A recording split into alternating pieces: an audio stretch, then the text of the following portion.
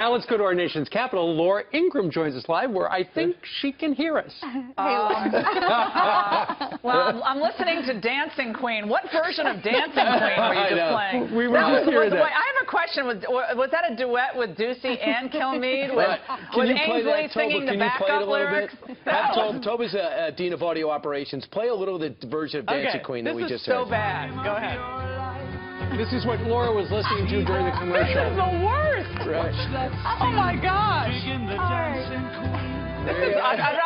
I'd rather listen to a continuous loop of a Hillary town hall than that. Okay. All right. Well, hey, is Mike Tobin there? Is he ready? No. Okay. Okay. So anyway, you're not the dancing queen today. You're the candidate queen. And let's talk a little bit about this.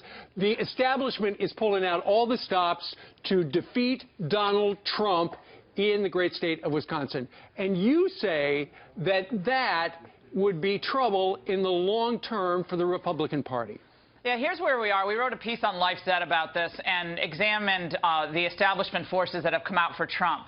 And this is where we are. If it's really the case that it moves beyond just kind of tepid endorsements. You know, you don't really see Jeb campaigning in Wisconsin for Donald Trump, of course. You don't see that full-throated support from Lindsey Graham. You know, where's Lindsey Graham? The last time I checked, he said Kasich was going to be the best nominee. But you do have Scott Walker, who's very popular in the state of Wisconsin. I thought he had a strong appearance on Fox and Friends this morning. You see obviously the radio hosts in Wisconsin coalescing behind Cruz. That stands for something, and that means something. Now, if Cruz can pull off a decisive win in Wisconsin, we don't really know where it's going to go. It's pretty close in these recent polls. If he can pull off a decisive win, I think that gives a signal to other establishment figures that maybe it's okay to come out and support this guy that a lot of them, frankly, don't really like that much, who's been a thorn in their side in Congress, and move forward into some of these primaries. But I have to say, that having been said, moving into New York, New England, where I'm from, these states that are, I think, still Trump territory, Ted Cruz still really can't get to the number under most analyses here of 1237 before this convention. It makes it more likely that this will go to a contested convention, which I think is not really where Donald Trump wants us to go. He wants to win this outright, as he said last night on Hannity, before we get to Cleveland. Yeah, you mentioned that interview with Governor Scott Walker. Brian talked to him just a few minutes ago, and this is what he says, who he's supporting and why for the future of this campaign. Well, I'm going to support the Republican running against Hillary Clinton because Hillary Clinton would be an awful, awful president for the United States. But I think the good news is, starting today, you're going to see, as we've seen in North Dakota, as we saw in Colorado, as we've seen in some other numbers, Utah of late, Ted Cruz has continued to win as people make it clear that it's either Ted Cruz or Donald Trump. Those are the only two left who mathematically can get the 1,237 delegate votes needed to win the nomination. I believe Ted Cruz is going to win here today because people are very well informed, as you well know, here in the state of Wisconsin. And I think that when we think about how Donald Trump really just went after Nikki Haley in South Carolina, quite popular in South Carolina after she gave that response to the State of the Union that she really turned to it became a response to Donald Trump. He goes on and wins in South Carolina. I will tell you this, if somehow Trump pulls off either a close finish or a victory in Wisconsin, which I think is unlikely, but if he does that, I mean, I don't know what people are going to say tomorrow if that indeed happens, but I think it's going to be tough. But I think it was the NBC poll that came out today. It's stunning, I think, to a lot of people that Trump only dropped 4 points in the last week after it's been 24/7. I mean, if I see one more graphic, disapproval rating. I mean, the graphics people at all the cable networks have to be paid overtime. Laura, it's amazing. In Wisconsin, you know, Trump could wind up closer to Cruz because it's an open convention. There are a lot of Democrats who actually like Trump and might actually go out today and vote for him.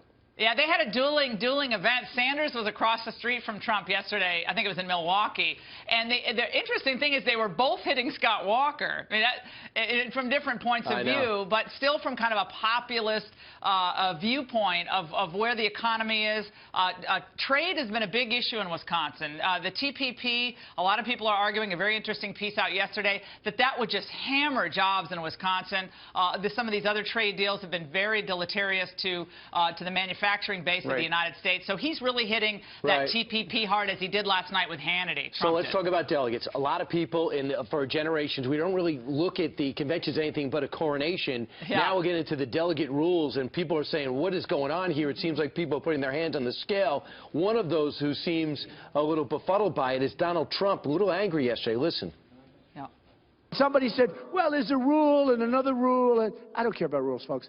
I go out, I campaign, we win. We win. We get the delegates, right? But in the meantime, we have millions more votes than Cruz. We've beaten him in most of the states.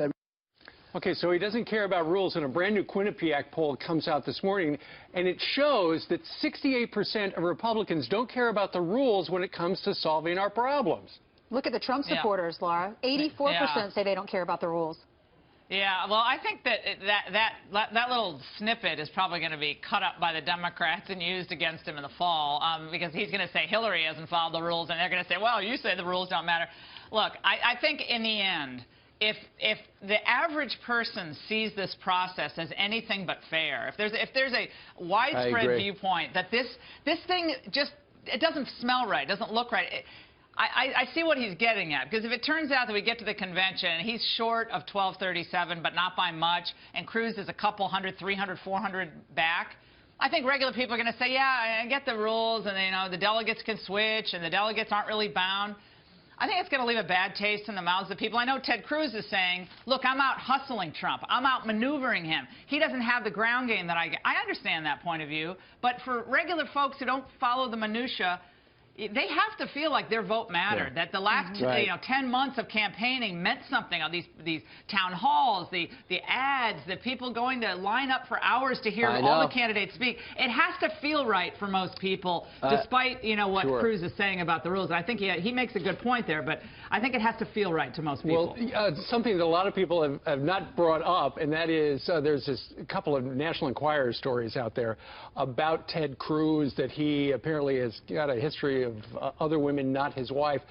He was asked about the National Enquirer report specifically by Megyn Kelly yesterday, and this he finally answered. Listen to this.